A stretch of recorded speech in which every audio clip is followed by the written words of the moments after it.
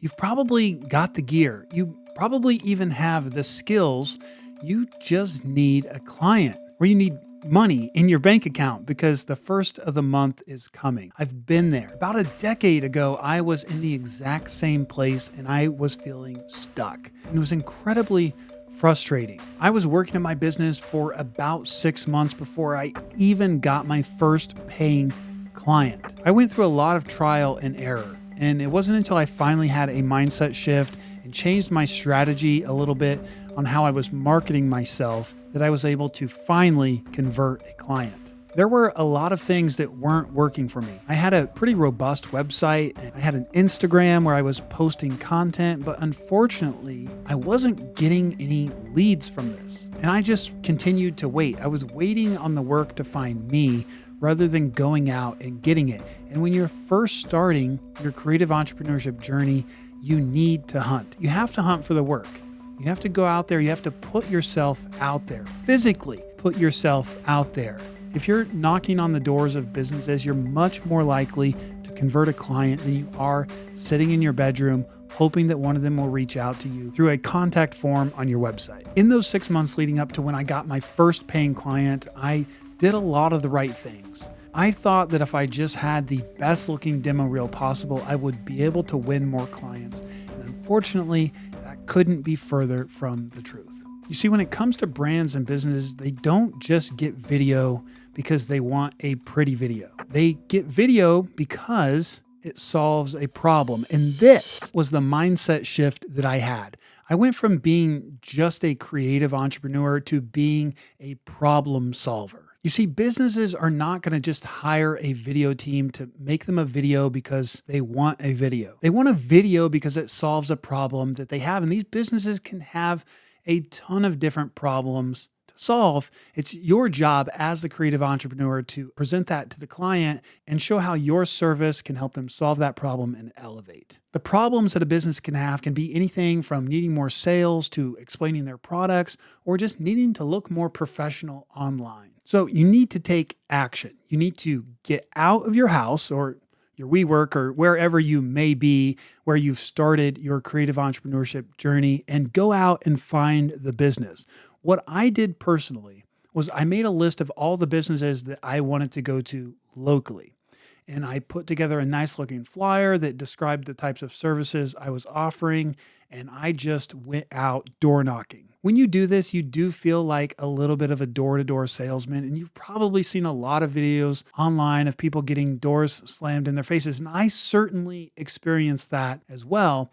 But eventually you'll get to someone who will listen to you, and then you're able to share the type of services that you offer. I went to everybody from real estate agents to lawyers. The lawyer slammed a door in my face.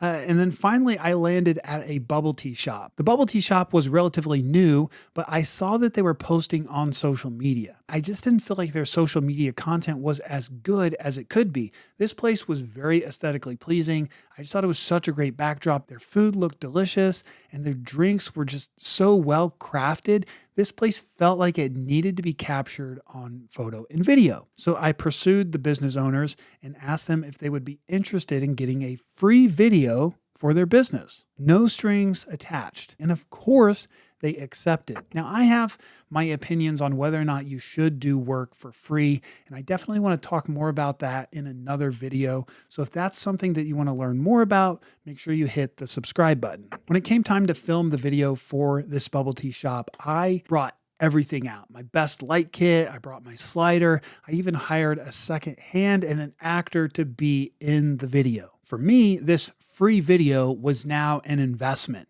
It was an investment to try to win this client, and it was an investment to make a great video that I could then potentially show to other clients in the future. So on the day we're filming this video, and that's when I discovered that going out and doing your craft in the public is almost a secret unlock for getting more clients, because I actually had a stranger in the bubble tea shop approach me and share his business and that he's about to launch a Kickstarter campaign. And that was a problem that I could solve for him. He had this great product, but he didn't have any way to show that product to the world. So I offered up my services to make a video for him that would solve the problem, show off the brand and everything that he's invested into his product, and it would show off the product and help him become successful on Kickstarter. This guy eventually booked in the future to make his Kickstarter video, and I can't stress this enough. It was an easy sell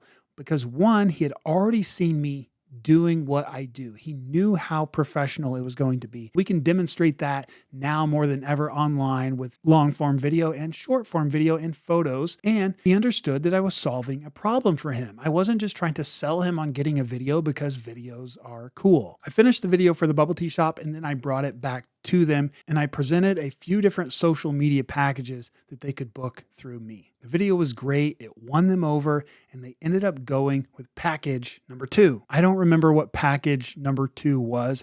I just remember that at the time, I always approached every sales with 3 different packages because if you give people options, they're more likely to just pick the one in the middle because it looks like the best value. I called them something like essential, premium, and enterprise. Premium sounded premium and it sounded like it was a value. So most clients would just go with that. Now, as you scale your business, it becomes increasingly difficult to actually sell your services in the form of a package. But when you're just starting out and you have minimal overhead, selling your services as a package is one of the quickest ways to unlock more revenue through retainers. So that's it. That's how I got my first and second client.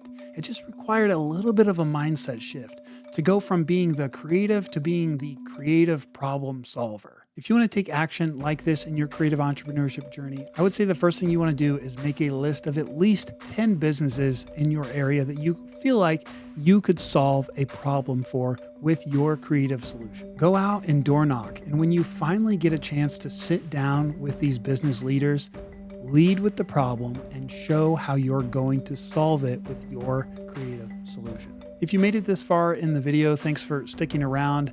I'd love to know down in the comments, what's the biggest thing holding you back in your business right now? Leave a comment down below. I'll be replying to everyone. And if this video was helpful for you, then please give it a like and a share. If you're interested in this type of entrepreneurship content, then make sure you subscribe for more videos just like this.